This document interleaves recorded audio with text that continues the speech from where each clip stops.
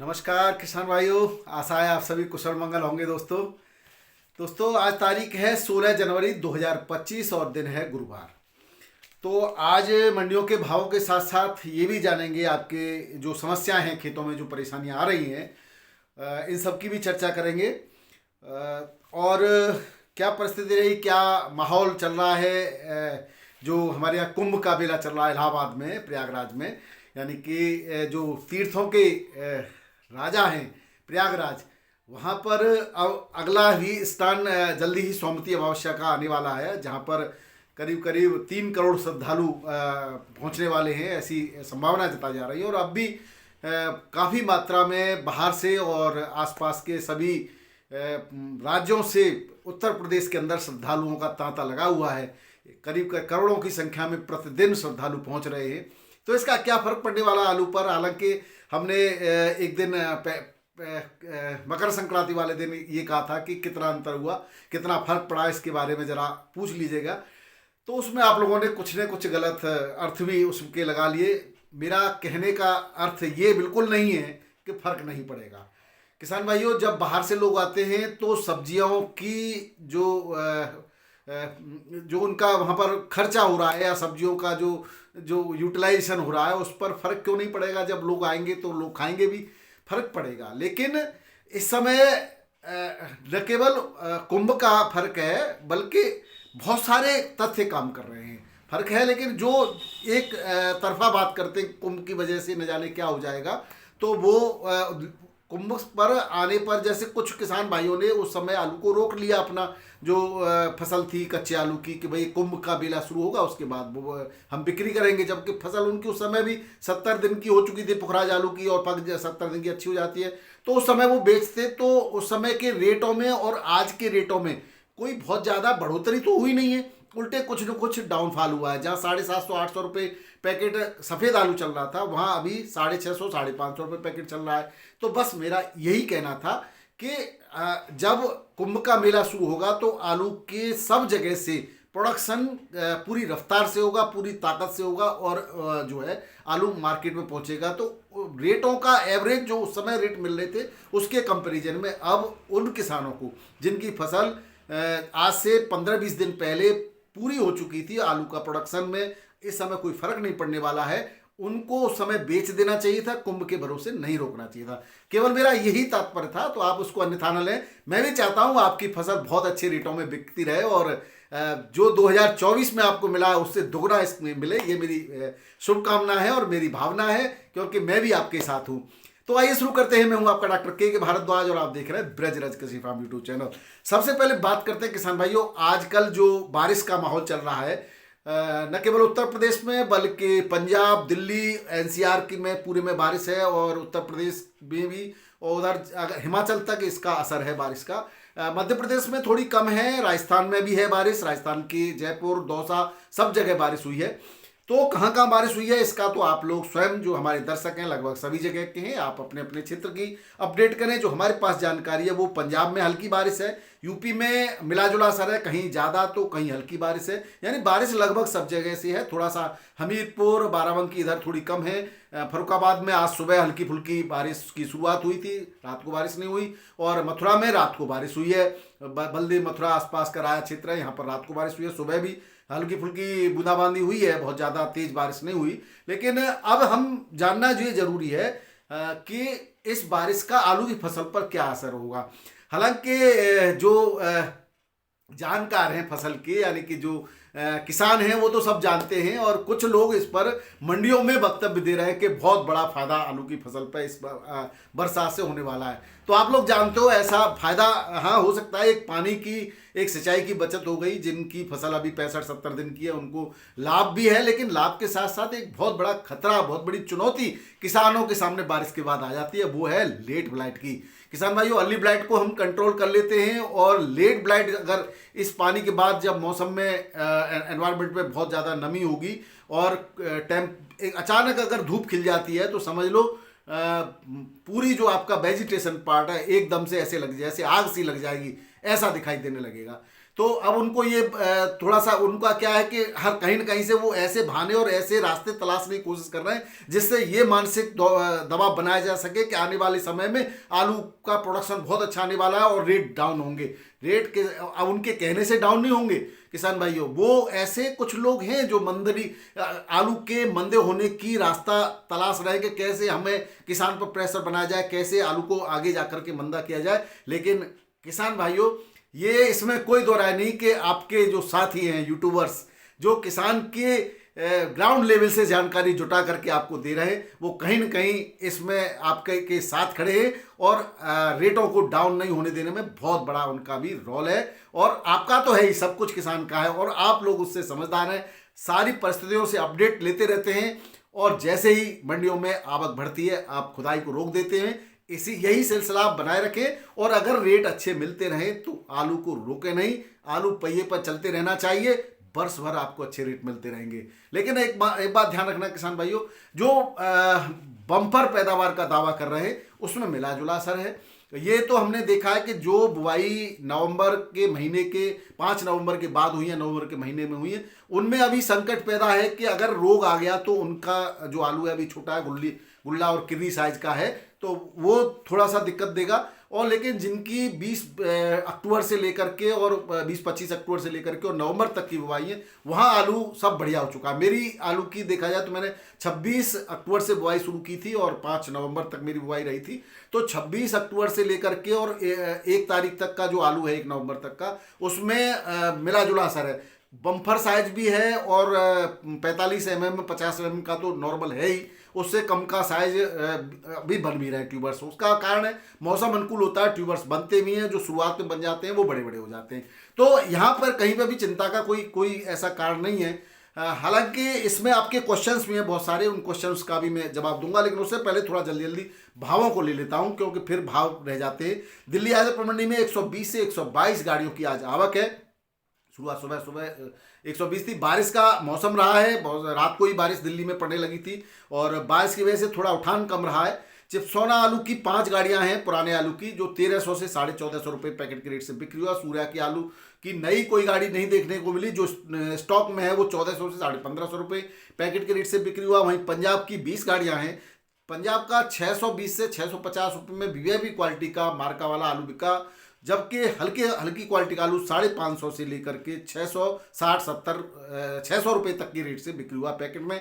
वहीं संभल की 84 गाड़ियां हैं, 630 से 660 रुपये पैकेट के बढ़िया आलू की बिक्री रही। वहीं हल्की क्वालिटी का 580 से 620 तक की बिक्री में देखा गया। वहीं जहानाबाद की 4 गाड़ियां हैं, 550 से 600 रुपये पैकेट में बिक्री हुआ। एलआर की 7 गाड़ियां हैं, 700 से 850 रुपये के रेट के एवरेज आलू बिक्री हुए। वहीं एक्स्ट्रा सुपर आलू 900 से 950 रुपये पैकेट में भी बिक्री हुआ, लाल आलू एलआर। बात करें बाराबंकी की तो यहाँ पर सफ़ेद आलू 1201 से 1251, लोकल आलू 1300 तक की बिक्री है। वहीं लाल आलू 14 से लेकर के 15 रुपये किलो के रेट से बिक्री हुआ। वहीं बात करें फरुखाबाद की सातमपुर मंडी की, यहाँ पर 70 से 80 मोटर की आवक है। सफ़ेद आलू 1151 से 1251 रुपये क्विंटल की रेट से बिक्री हुआ है। वहीं कुछ लाल आलू भी आया था, लाल मेम्फिस आलू था, वो 1351 से 1400 रुपये पैकेट के क्विंटल के रेट से बिक्री हुआ। ठठिया मंडी की बात करें किसान भाई तो यहाँ पर सफ़ेद आलू 550 से 651 रुपये पैकेट और लाल आलू 700 से 751। एक्स्ट्रा सुपर के कुछ एक आध लॉट है वो 781 से 801 रुपये पैकेट के रेट से बिक्री हुए। बात करें कानपुर मंडी की, यहाँ पर भी 25-30 मोटर हैं टोटल नए आलू की, जिसमें और 10-15 गाड़ी 15 पुराने आलू की भी हैं। पुराना आलू उसी रेट से बिक रहा है, 10 से लेकर के और 16 रुपये किलो की रेट है बढ़िया आलू के। चिप्सोना आलू 20-21 में भी बिक्री हो जाता है, क्वालिटी वाइज है। और नए आलू की बात करें तो सफ़ेद 13 से 13.5 रुपये किलो, हल्की क्वालिटी का 11-12 भी बिक्री हुआ है। लाल पुखरा 16-17, 7.5 रुपये किलो और हल्की क्वालिटी कंचन और जो सिंदूरी है वो 12 से 15 रुपये किलो की रेट से यहाँ पर बिक्री हो रहे हैं। बात करें बरेली मंडी की किसान भाई तो बरेली मंडी में सफ़ेद आलू 12 से 12.5 रुपये किलो बिक्री हो रहा है और 8 से 10 गाड़ियों की आवक है। वही कुरावली मैनपुरी की बात करें तो 505 से लेकर के 551 रुपये पैकेट के रेट से यहाँ पर सफ़ेद आलू की बिक्री हुई। नवीगंज मंडी की बात करें तो यहाँ सफ़ेद आलू 600 से 771 और 781, यहाँ पर वजन के हिसाब से रेट निर्धारित किए जाते हैं पैकेट में। वजन जिस आलू के में 55-56 किलो या 60 किलो वजन होता है उसी हिसाब से उसके रेट लगा दिए जाते हैं। अब बात करें किसान भाई जयपुर की, यहाँ पर भी 60-65 गाड़ियों की आवक है और 12 रुपये से लेकर के 14 रुपये किलो के रेट हैं क्वालिटी वाइज, और हल्की क्वालिटी का आलू 8 से 12 रुपये किलो के रेट से बिक्री हो रहा है। इंदौर मंडी की बात करें किसान भाइयों, इंदौर मंडी में 30 से 35 हज़ार पैकेट की आवक है और LR आलू 20 से 21 रुपये किलो, बढ़िया क्वालिटी में हल्का 17 से 19 रुपये किलो। चिप्सोना 1 और चिप्सोना 3 जो आलू यहाँ पर कच्ची खुदाई हो रही है, हालांकि आलू अब कच्चा नहीं कहेंगे, आलू पूरी तरह से मैच्योर हो चुका है, लेकिन जो जल्दी खुदाई करके सीधे कच्चा मार्केट में बेचते हैं वो आलू मंडियों में आता है। बाकी कोल्ड स्टोरेज में आ रहा है। अगर कोल्ड की बात करें तो कोल्ड यहाँ पर ओपन हो गए, लेकिन कोल्ड मालिक किसानों का इंतजार कर रहे हैं। कोल्ड मालिक किसान अपना जो है केवल बीज का आलू कोल्ड में जमा कर रहे हैं इस समय। मोटा आलू सीधा मंडियों में लोडिंग हो रहा है, न केवल यहाँ की मंडी में बिक्री हो रहा है, बढ़िया क्वालिटी का आलू खेतों से खरीद कर व्यापारी सीधे साउथ और महाराष्ट्र की मंडियों में यहाँ से लोडिंग कर रहे हैं किसान भाइयों। अगर खेतों से बिक्री की बात करें तो 900 से 950 रुपये पैकेट के रेट से खेतों से बढ़िया क्वालिटी का पका हुआ आलू खरीदा जा रहा है और सीधा महाराष्ट्र और गुजरात और जो है दक्षिण भारत की मंडियों के लिए यहाँ से सप्लाई किया जा रहा है। उसी का कारण है कि जो पुराना आलू आगरा का, उसकी थोड़ी सी डिमांड जो में कमी आई थी, लेकिन अब रेटों में कोई कमी नहीं है, रेटों में फिर से आजकल सुधार देखा गया है। अगर हम बात करें किसान भाई पश्चिम बंगाल में अगेती पुखराज आलू की खुदाई की, तो वहाँ पर खुदाई जारी है अब, और कंपैरिजन में आलू की पैदावार भी अच्छी है, लेकिन बिक्री वहाँ पर अच्छे रेट नहीं मिल रहे वहाँ के किसानों को। कारण वही है कि बॉर्डर नहीं खोले गए हैं और वहीं की लोकल सप्लाई है, लोकल बिक्री हो रही है। और जो अगर खेतों से बिक्री की बात करें तो 510 से 560 रुपये की रेट पैकेट के रेट मिल रहे हैं पुखराज के। वहीं साउथ बंगाल में 650 से 700 रुपये पैकेट के रेटों से आलू बिक्री हो रहा है। इधर बात कर लेते हैं हरियाणा और थोड़ा पंजाब की मंडियों की भी बात कर लेते हैं। हरियाणा में शाहबाद में 1090 से 1121 रुपये क्विंटल के रेट से सफ़ेद आलू बिक रहा है, वही लाल आलू 1350 से 1360 रुपये क्विंटल के रेट से बिक्री हो रहा है। फिरोजपुर के पंजाब के फिरोजपुर में पुखराज आलू 400 से 450 और एक्स्ट्रा सुपर आलू 460 रुपये प्रति 50 केजी के रेट से बिक्री हो रहा है। वहीं पीपली मंडी कुरुक्षेत्र की है, ये हरियाणा की मंडी है, यहाँ 850 से 1035 रुपये क्विंटल की रेट रहे सफ़ेद आलू के आज किसान भाइयों। इसके बाद बात करें मुंबई मंडी की, तो मुंबई मंडी में सुबह जो पैकेटों की संख्या थी वो 16,705, जो 10-11 बजे करीब 20,639 पैकेट हो गए। गाड़ियों की संख्या की बात करें तो टोटल गाड़ियां सुबह 37 थी, बाद में 53 हो गई हैं, और 3792 जो पुराना बढ़िया आलू आ रहा है, लूज नहीं है, वो 18 से 19 रुपये किलो बिक रहा है। मीडियम क्वालिटी का आलू 16 से 70 रुपये किलो, हल्की क्वालिटी का 12 से 15 रुपये किलो के रेट से बिक्री हो रहा है। बात करें नए आलू की, तो नया आलू पीली मिट्टी का जो है यूपी, पंजाब और MP का लगभग एक से रेटों से बिक्री हो रहा है। अगर बात करें रेटों की, तो 14 से लेकर के 18 रुपये किलो की रेट है। यूपी का 14 से 16 रुपये किलो, पंजाब का 14 से 15 रुपये किलो और MP का 16 से लेकर के 18 रुपये किलो के रेट से बिक्री हो रहा है। वहीं काली मिट्टी का आलू 12 से लेकर के 15 रुपये किलो के रेट से बिक्री हो रहा है। यूपी पंजाब का 12 से 13 और 14-15 रुपये किलो के, 1-2 रुपये किलो एक्स्ट्रा है MP का आलू, क्योंकि उसका छिलका पक्का है, मजबूत छिलके वाला आलू है। अगर हम बैलेंस की बात करें किसान भाई, तो सबसे ज़्यादा जो बैलेंस बच रहा है वो यूपी के ओल्ड आलू, पुराने आलू का बैलेंस बच रहा है, जिसकी 10 गाड़ियां कल की बैलेंस थी, और MP के नए आलू क्योंकि ज़्यादा मात्रा में जो पहुंच रहा है वो MP का आलू पहुंच रहा है, उसकी 8 गाड़ियां बैलेंस थी। बैलेंस आलू थोड़ा सस्ता बिकता है, 1 रुपये किलो का उसके रेट डाउन हो जाते हैं। अगर बेफर पास आलू की बात करें तो MP का बेफर पास आलू जो बिक रहा है वो 21 से लेकर 25 रुपये किलो, और जो आलू गोला मोटा आलू जो बिक रहा है वो 25 से लेकर के 30 रुपये किलो, और MP का ज्योति आलू 19 से 21 रुपये किलो, गुजरात का आलू 16 से 70 रुपये किलो, हल्की क्वालिटी में 12 से 14 रुपये किलो, और तालेगांव यानी कि महाराष्ट्र का लोकल आलू जो बिक रहा है वो 18 से लेकर के 20 रुपये किलो के रेट से मुंबई मंडी में बिक्री हो रहा है। पुणे मंडी की बात करें तो यहाँ पर यूपी का आलू 16 से 21 रुपये किलो के रेट से बिक्री हो रहा है। बेंगलोर मंडी में 27 से लेकर के 28 रुपये किलो बढ़िया क्वालिटी का आलू, और हल्की क्वालिटी में 25 से लेकर 26 रुपये किलो के रेट से बिक्री हो रहा है। 14,491 पैकेट की आज आवक रही बेंगलोर मंडी में। तेलंगाना के महबूब नगर में 18 से 22 रुपये किलो के रेट से पुराना आलू यूपी का बिक्री हुआ है। किसान भाइयों, अब हम बात कर लेते हैं आपके जो है समस्याओं की, आपके प्रश्नों की। अगर हम आज के आपके प्रश्नों की बात करें तो हमारे पास सबसे पहले हम लेते हैं संजय सिंह जी। संजय सिंह जी हमें धन्यवाद दे रहे हैं, वो कह रहे हैं कि आप जो भी जानकारी देते हैं वो किसानों के लिए उपयोगी होती है। बहुत बहुत धन्यवाद, आपके सहयोग के लिए भी धन्यवाद। और आप का दूसरा जो क्वेश्चन है वो है शायद 85 दिन का आलू हो गया है आपका और संख्या एक जैसी निकले, उसके लिए क्या करें। तो संजय सिंह जी, जैसा कि आप सब समझदार हैं, संख्या एक से यानी कि आलू के साइज एक सा के लिए बहुत सारे फैक्टर्स काम करते हैं। एक तो वो जो आलू सबसे पहले अभी मैंने शुरुआत में ही बताया था कि कुछ आलू हल्का अभी आपका बन रहे होते हैं ट्यूबर्स, और कुछ ट्यूबर्स मैच्योर हो जाते हैं।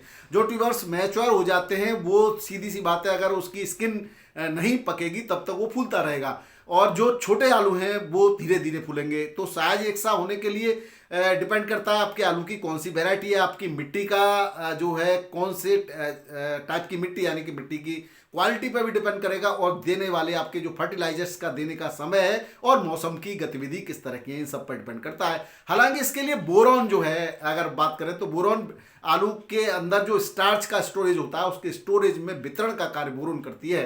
उसके साथ साथ परिसंचरण में पोटेशियम सहायक होता है, इसलिए लास्ट के दिनों में आप NPK 0050 की 1 kg से 1.5 kg अधिकतम मात्रा ले सकते हैं, और बोरॉन 200 ग्राम लेकर के और 200 से लीटर पानी के आसपास पानी लेकर के स्प्रे कर दीजिए, बहुत कुछ आपको लाभ मिलेगा। बात करें अब अगला क्वेश्चन है, अच्छा आपका तीसरा भी एक क्वेश्चन है, 75% मैंकोजेब और आपने दिया है 35% मेटालेक्सिल। संजय सिंह जी और सभी किसान भाइयों से मेरा एक निवेदन है कि अगर आपके आलू की फसल में किसी प्रकार के रोगों का प्रकोप है तभी आप मेटालेक्सिल जैसे हैवी फंगीसाइड का प्रयोग करें, अदरवाइज मेटालेक्सिल से बचने की कोशिश करें। अगर रोग है तो आपने दिया है तो अच्छा कॉम्बिनेशन है, इसके बाद आप उसके माइक्रोन्यूट्रिएंट्स दे सकते हैं, यानी कि NPK या जो भी दे सकते हैं, उसके 2-3 दिन बाद ही आप फंगीसाइड के इसको स्प्रे कर सकते हैं। और 80-85 दिन पर अगर आपका 37 स्थान यानी कुफरी भार आलू है तो उसकी लाइफ पूरी हो चुकी है, अब उसमें कुछ भी देने की आवश्यकता नहीं है। चिप्सोना और सूर्या 120 दिन के आल हैं, T79 भी 120 दिन का है होता है, इसके अलावा LR भी 120 दिन के आसपास का होता है। तो आप इसमें आप 100 दिन तक, अगर आलू की साइज पर्याप्त नहीं है आपके मन से, तो 100 दिन तक की कुछ न कुछ आप दे सकते हो। पानी भी उसको गीला भी 100 दिन तक रखा जा सकता है, उसके बाद कुछ भी देने से कोई लाभ नहीं होगा। अब सुमित चौरासिया जी का एक क्वेश्चन है, इन्होंने भी यही कहा है कि आपने जो दिया है वीडियो में, जो ये दे रहे हैं वो हमने जो बताया उसके अनुसार दे रहे हैं, उनकी फसल बहुत अच्छी है, और जो आपने बहुत कुछ दे दिया है इसमें, जो दिया है मैं उसको फिर से मैं आपको नहीं बताना चाह रहा हूं, क्योंकि मेरे वीडियो अगर आप देखते हैं तो आप उसकी तुलना जरूर कर लीजिए कि जो आपने दिया है वो कहाँ कहाँ गलती हुई है, आपको समझ में आ जाएगी। आप फंगीसाइड इंसेक्टिसाइड के साथ NPK और माइक्रोन्यूट्रिएंट्स का मिक्स कर रहे हैं, ये हम कभी आपको सलाह नहीं देते, लेकिन अब अंतिम समय चल रहा है तो अब आप 70 दिन का आपका आलू हो गया है, और अब आप जो है इसमें माइक्रोन्यूट्रिएंट्स NPK 0050 दे सकते हैं, ज़्यादा कुछ नहीं देना, वो NPK और उसमें पोटेशियम है, और बोरोन वितरण के लिए, समान वितरण के लिए बोरोन यूज कर सकते हैं, तो इसी का प्रयोग करें, आलू फूल जाएगा। साइज जरूर चेक कर लें आप, ज़्यादातर जो PGR वगैरह है उनसे बचने का प्रयास करें। हमने जो कॉम्बिनेशन आपको दिया है, जो लोग हमें फॉलो कर रहे हैं वो बता रहे हैं कि उनकी फसल अच्छी है, उसका कारण है, उनको PGR देने की आवश्यकता नहीं है। मैंने जो मैग्नीशियम दिया है, मैंने जो पहले जिंक आपको बताया, उसको उस तरीके से बताया कि कब आपके ऑक्सीजन की आपकी फसल को जरूरत है, कब जिब्रेलिन की जरूरत, तो ये हार्मोन स्वयं बनाता है पौधा, और वो उसको बनाने के लिए रिक्वायर्ड माइक्रोन्यूट्रिएंट्स जो भी हैं, उसको रॉ मटेरियल है वो मैं आपको दिलवा रहा हूँ, तो वो खुद बना लेगा, आपको अलग से देने की आवश्यकता ही नहीं होगी। तो निश्चित रूप से जो फॉलो कर रहे हैं उनको लाभ हो रहा है। और अब बात करें हम संजय राजपूत जी के क्वेश्चंस की, तो वो ये कह रहे हैं मेरा आलू में अंदर से काला है, इनका आलू, तो काले होना अभी तो नहीं हो सकता। अगर अभी से काला हो रहा है तो एक तो ब्लैक रोड डिसीज जो आती है, तना वगैरह गलता है, उसकी वजह से अब वो ट्यूबर्स के अंदर चली जाती है तो उससे काला होता है, या फिर आपका जो सीड है वो इन्फेक्टेड है, उसकी वजह से अभी काला नहीं होता।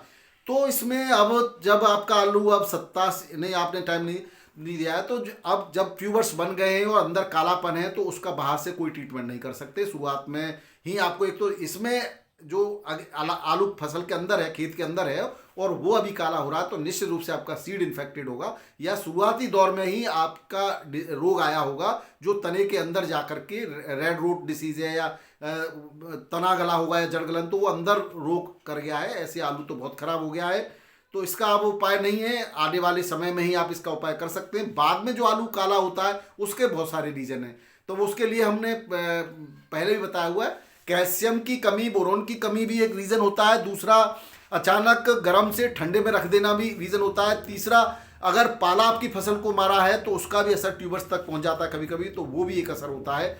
इसमें क्या होता है कि जो सेल होती हैं वो अचानक सिकुड़ने की वजह से अंदर सेल जो है डेड हो जाती हैं, और उसकी वजह से जो है आलू के अंदर ब्लैकिश स्पॉट्स आते हैं, जिसकी कीमत मार्केट में अच्छी नहीं मिलती है। और अगर उससे अंदर फंगस भी पनपने लगता है, बाद में ऐसा आलू सीड के लिए भी प्रयोग नहीं करना चाहिए।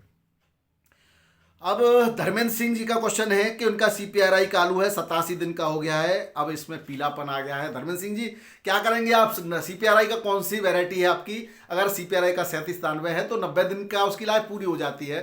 ट्यूबर्स की संख्या, एक बार ट्यूबर्स की साइज को आप जांच लें, अगर अच्छी साइज है तो कुछ भी करने की आवश्यकता नहीं है। आपने 3 स्प्रे किए हैं 45, 65 और 80 दिन पर, 79 दिन पर, बहुत अच्छी तरीके से आपने सब कुछ फॉलोअप किया है। तो मेरे ख्याल है कि पीलापन जो आता है पौधे के अंदर, वो जब उसकी देखिए पीलापन आना कोई बहुत खतरे की निशानी है। शुरुआती दिनों में अगर पीलापन आता है तो वो खतरा हो सकता है, लेकिन 75-80 दिन के बाद पीलापन आता है तो निश्चित रूप से ट्यूबर्स के अंदर जोर जा रहा होता है। वो पूरी अपनी ताकत है ना, सारा स्टोर्ड फूड है, वो स्वयं इस्तेमाल करके स्टोर करने लगता है, ट्यूबर्स के अंदर जमा करने लगता है। तो अपना खुद, क्योंकि उसको पता है कि उसको तो मरना ही है, तो उसको अपना सीड बढ़िया बना के देना है, तो वो ट्यूबर्स फूलने लगते हैं, तब ऊपर से आलू पीला होता है। तो वहाँ खतरे की कोई बात नहीं है। अगर ट्यूबर्स नहीं फूले तो आप कैल्शियम नाइट्रेट का आप क्या करेंगे 85 दिन 87 दिन पर? अगर आपका इसमें 120 दिन की कोई वैरायटी है तो आप अभी निश्चित रूप से 13-0-45 का प्रयोग कर सकते हो NPK का, या फिर कैल्शियम नाइट्रेट का प्रयोग कर सकते हैं, निश्चित रूप से आपको लाभ होगा।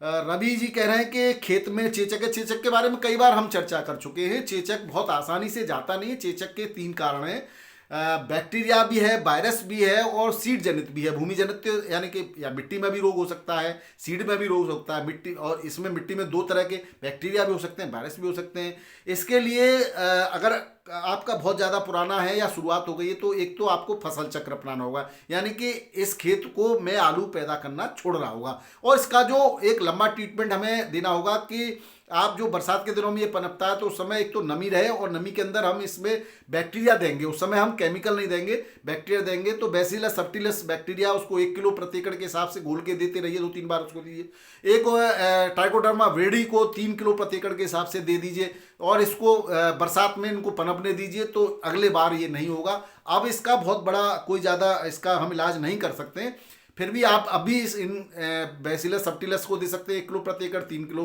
प्रति एकड़ के हिसाब से आप ट्राइकोडर्मा वेडी दे सकते हैं। और अगर आप फिटकरी या कॉपर सल्फेट का प्रयोग करना चाहते हैं तो उसका भी प्रयोग कर सकते हैं। बोर्डो मिक्सचर भी आप पानी के साथ दे सकते हैं, लेकिन क्योंकि फसल अब हमारी अब इस समय अंतिम चरण में होती है तो हम बहुत ज़्यादा इसका इलाज नहीं कर सकते हैं। आने वाले टाइम में फिर से आपको इसका शुरुआत से ही बताएंगे, और हमने एक चेचक के ऊपर एक पूरा वीडियो बना रखा है, और एक दूसरा जो कारण है उसका भी हम आपको अलग से एक वीडियो और देंगे। ठाकुर दिलीप सिंह जी, आप वेटरनरी के प्रैक्टिशनर हैं, यानी कि पशुओं की बीमारियों को ठीक करते हैं, आप पशुओं के डॉक्टर हैं। बहुत बढ़िया, बहुत बहुत स्वागत है आपका हमारे चैनल में। और आप जो है गुजरात से हैं और आप हमें फॉलो करते हैं, तो आपका धन्यवाद। आप भी अपने अनुभव जरूर साझा करते रहिएगा। रविंद्र यादव जी औरैया से हैं, आपका भी बहुत बहुत स्वागत है, बहुत बहुत धन्यवाद। अमित राजपूत जी कह रहे हैं कि 60 दिन का आलू है और इनका जो उसमें ट्यूबर्स नहीं बने हैं। अरे ये तो कल भी एक क्वेश्चन ऐसा था, 50 दिन का आलू ट्यूबर नहीं बने, तो ये ऐसा संभव नहीं लग रहा हमें। उसमें आपका सीड कौन सा है, बहुत सारे फैक्टर्स आपको बताने चाहिए थे, ऐसा संभव नहीं है। और अब तक आप क्या कर रहे थे? 60 दिन तक ट्यूबर नहीं बन रहे, तो अब आप क्या कर लेंगे? ट्यूबर्स तो 35-40 दिन पर ही बनने लग जाते हैं। और अब देखिए ट्यूबर्स न बनने के बहुत सारे, एक तो आपके सीड कहाँ से लिया आपने, सीड की वैरायटी कौन सी है वो, और उसके बाद नमी का कारण रह सकता है, पौधे आपके जो खेत है उसके अंदर नमी नहीं रही हो, वो हो सकता है। उसके बाद वो तो अगर ऊपर वेजिटेशन उसका बहुत हरा भरा है तो ट्यूबर्स बनेंगे ही बनेंगे, नहीं बन रहे हैं तो उसका रीज़न सीड में कमी हो सकती है, सीड में कोई वायरस हो सकता है। आप जो है अभी NPK 05234 प्लस पहले उसका NPK 05234 के साथ ह्यूमिक एसिड वगैरह ले लें, पोटेशियम ह्यूमेट ले लें, इसका एक स्प्रे कर दें या पानी के साथ चलाएं, तो हो सकता है कुछ हो जाए, लेकिन मेरी समझ से ये बाहर है। और एक्सपर्ट को जरूर आपको कृषि विज्ञान केंद्र में जरूर इसमें संपर्क करना चाहिए अगर अभी भी ट्यूबर नहीं बनना है तो। मेरी ये सलाह रहेगी, एक बार आप नज़दीकी कृषि विज्ञान केंद्र में संपर्क करें, इसकी सूचना दें। ऐसा असंभव जैसा आपने क्वेश्चन पूछ लिया है जो हो नहीं सकता है, अगर ऊपर आपका पौधा सही है तो ट्यूबर जरूर बनेंगे। अब अगला क्वेश्चन है रामेश्वर सिंह रावत जी का, चंबल आलू ज़्यादा जल्दी फूलता है या सीपीआरआई का? देखिए, आलू तो सभी फूलते हैं, चाहे वो सीपीआरआई का की वैरायटी हो। सीपीआरआई एक संस्था है, वो अलग अलग वैरायटी के आलू के सीड्स देती है। सीपीआरआई का 37, अगर आप चंबल की बात करें टेक्निको, वो भी देती है। टेक्निको को ये 37 मेरे पास दोनों ही है, टेक्निको यानी चंबल का 37 मैंने बोया हुआ है और सीपीआरआई का भी बोया हुआ है। अगर मैं साइज की बात करूं तो दोनों में बढ़िया साइज हो गया। अभी नया सीड में लेके आया, वो बम्पर साइज हो गया। अभी 80-82 दिन का है, मैंने उसकी आल कटवाने के लिए कह दिया है, लेकिन अभी बारिश हो रही है, अब क्या कर सकते हैं बताइए। तो बम्पर हो गया वो तो अपने आप में। सारे जो ट्यूबर्स बढ़िया हैं उसके अंदर, गुल्ला साइज तो बहुत कम निकलेगा। तो अब इसमें जबकि मैंने कोई बहुत उसके अंदर न्यूट्रिएंट्स वगैरह, माइक्रो न्यूट्रिएंट्स का एक भी स्प्रे नहीं किया, मैं आपको सच बता रहा हूँ। मैंने आपको कहा, लेकिन उसमें जिसमें मेरे सीपीआरआई का नया सीड डाला है, एक भी माइक्रो न्यूट्रिएंट्स कॉम्बिनेशन स्प्रे नहीं किया। और कैल्शियम नाइट्रेट मैंने और जगह दिया है, लेकिन इसमें वो भी नहीं दिया। और अभी केवल 3 पानी लगे हैं। और अभी मैंने कल उसकी जांच करी थी, तो बड़े बड़े ट्यूबर्स हैं उसके अंदर, तो कटवानी पड़ेगी, सीधी सी बात है। तो मेरा दोनों के लिए ही अनुभव पॉजिटिव है।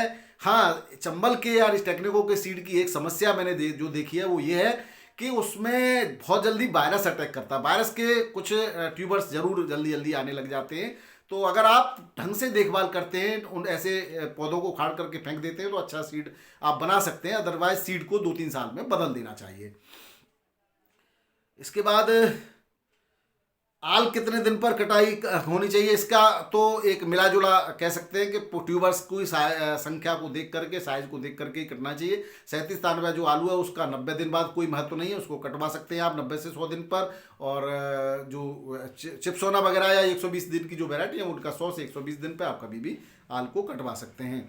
सतीश साहू कह रहे हैं कि 74 दिन का आलू है, तो 74-75 दिन के बाद तो ट्यूबर्स की संख्या भी बढ़िया हो गई होगी, साइज भी अच्छा हो गया होगा। इस समय आपके जो जरूरत है वो समान वितरण, वही मैंने जो बताया, तो NPK 0050 प्लस बोरोन का आप स्प्रे कर सकते हैं।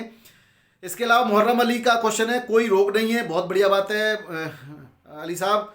और 3 महीने की आपके आसपास का आलू हो गया है 0050 और M45। देखिए, मेरा तो यही कहना है, M45 के साथ 0050 आप स्प्रे कर सकते हैं अगर आप करना चाहते हैं तो। मेरा तो लेकिन यही कहना होगा, अगर कोई रोग नहीं है तो आप पहले कोई भी माइक्रोन्यूट्रिएंट्स का स्प्रे करना चाहते हो तो माइक्रोन्यूट्रिएंट्स का करिए। प्रोटेक्टिव फंगीसाइड का पहले कर दीजिए, उसके बाद माइक्रोन्यूट्रिएंट का कर दीजिए।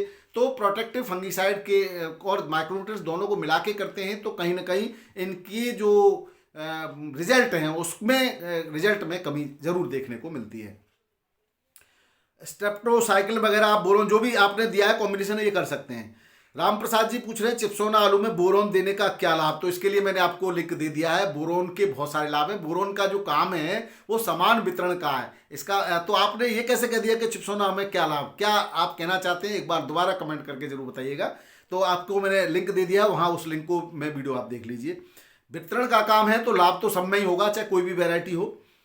विकास जी हैं जसवंत नगर से, NPK 1 kg या HD NPK, तो HD जो है लेटेस्ट टेक्नोलॉजी है, थोड़ा महंगा पड़ता है, इसलिए थोड़ा हमें NPK सामान्य तौर पर जो किसान लेते हैं उसको भी ले सकते हैं। HD बेहतर है और इसकी कम मात्रा यानी कि 200 ग्राम प्रति एकड़ के रूप में प्रयोग की जाती है। मैक्सिमम लेना हो तो 250 ले सकते हैं, लेकिन पानी की मात्रा बढ़ा दें। और इसके साथ आप बोरॉन लेना चाहते हैं तो बोरॉन ले सकते हैं, बेटर HD रहेगा। अनित कुमार, मैंने आपकी सलाह से दवा दी है, मेरी फसल अभी तक बहुत अच्छी है। बहुत बहुत स्वागत है आपका, आपका धन्यवाद है। आप किसानों के लिए बहुत मेहनत करते हैं। मेरी जानकारी है कोई, इनका 60 दिन का आलू बहुत ख़राब हालत में है, तो उनको भी बता देते भाई, वीडियो देखते रहें, वो करें। उन्होंने चमत्कार का प्रयोग कर लिया है। देखिए किसान भाइयों, अर्ली एज में हम इसीलिए PGR के प्रयोग के लिए मना करते हैं। हम उसकी बजाय हम आपको रॉ मटेरियल बता तो रहे जिनसे PGR स्वयं बना देगा पौधा, तो फिर इसकी ज़रूरत ही नहीं है। अगर कर लिया है और फसल में दिक्कत आ गई है तो फिर आप जो है आप उनको बता दीजिए। आप कोई अच्छी दवा, यानी कि दवा तो अब क्या दिक्कत है उसी के हिसाब से दवा बताई जाएगी। फंगस है तो फंगीसाइड का अच्छा प्रयोग करें। ब्लाइट वगैरह है, अब तो बारिश का मौसम है, इसके बाद कॉपर ऑक्सीक्लोराइड के साथ आप जो है बैंकोजेब ले लें। यानी कि अगर आप 600 ग्राम या 500 ग्राम कॉपर ऑक्सीक्लोराइड लेते हैं तो 200 ग्राम बैंकोजेब ले सकते हैं और 50 ग्राम आप बेटालक्सिन मिलाकर स्प्रे करते हैं अगर रोग है तो। उसके बाद 3-4 दिन बाद आप माइक्रोन्यूट्रिएंट्स का स्प्रे कर सकते हैं।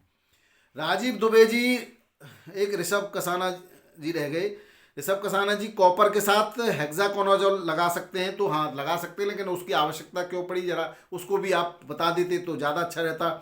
राजीव दुबे जी, ल्यूसिन कितने दिन पर लगाना चाहिए? मेरे हिसाब से 75, 60, 75, 70, 75 दिन के आसपास अगर आवश्यकता हो तो प्रयोग करना चाहिए, 40 से 50 ml में।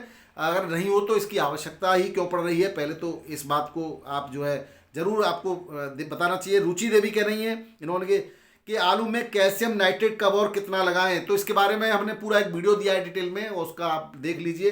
कैल्शियम नाइट्रेट वैसे तो 40 दिन के बाद कभी भी लगा सकते हैं, लेकिन आवश्यकता के अनुसार ही लगाना चाहिए। मिट्टी की मिट्टी कौन सी है आपकी, वो उस पर भी डिपेंड करता है। और कैल्शियम नाइट्रेट से सेल डिवीजन बढ़ता है, आलू का जो ऊपर की स्किन है वो मजबूत होती है, आलू की चमक भी आती है, और वितरण में भी ये सहायक होता है। यानी बहुत सारी चीज़ों में कैल्शियम सहायक होता है। नाइट्रेट आलू की जो बढ़वार है, यानी पौधे की बढ़वार है, उसमें मदद करता है। अब मानवी वर्मा है, खेत में जड़गलन खत्म नहीं हो रहा है। मानवी वर्मा जी, खेत में जड़गलन नहीं हो रहा है तो हाँ, जड़गलन तो अब नहीं दिखाई देता, लेकिन वाइट रूट सड़ रही है, बहुत बड़ी समस्या है आपकी। अम्लीय मिट्टी तो नहीं है आपकी, अगर जो भी है, जैसी भी आप मिट्टी के पीएच की जांच कराएं, बहुत ज़्यादा नमी न रहे इस तरह की व्यवस्था करें। इसके साथ आप फिटकरी, नमी में होता है तो पानी तो आपको लगाना नहीं है, तो फिटकरी कैसे आप लगाएंगे? तो आप एक काम करें, अगर बाद में पानी लगाना हो तो 2 kg प्रति एकड़ बोर्डो मिक्सचर पानी के साथ चला दें। फिटकरी भी आप चला सकते हैं अलग से, और या फिर स्प्रे करना हो तो आप 900 ग्राम प्रति एकड़ जो है 200 लीटर पानी में बोर्डो मिक्सचर का मिक्सचर तो पानी में ही चलाएं। लेकिन इसके अलावा फिर मैंने जो केमिकल तो आपको पहले बता दिया, कैप्टान 70% प्लस हेक्साकोनाजोल 5% में टाटा की ताकत आती है, उसके साथ जो है आप लगा सकते हैं। 500 ग्राम ये ले लें, थाइपोरेट मिथाइल 250 ग्राम बेल्डामाइसिन और 100 ग्राम थाइमोथेक्सम के साथ एक स्प्रे जरूर करें, तो देखते हैं लाभ होगा। लेकिन जो आपने कहा है उसका कारण कहीं ना कहीं मिट्टी का बहुत ज़्यादा संक्रमित होना है। इसके अलावा क्वेश्चन है अगला विपिन कुमार जी का, ख्याति आलू चटकता बहुत है तो बोरन का प्रयोग करें, और हाइब्रिड जो आलू होते हैं वो बहुत कम माइक्रोन्यूट्रिएंट्स की आवश्यकता उनको होती है, ऐसे खेत में व्यवस्था रखें, बहुत ज़्यादा आप माइक्रोन्यूट्रिएंट्स का प्रयोग नहीं करें। वीडियो बहुत लंबा हो गया, इसके लिए क्षमा प्रार्थी हूँ। बहुत बहुत धन्यवाद, नमस्कार और सत श्री अकाल, राधे राधे, जय जवान जय किसान, आपका दिन मंगलमय हो।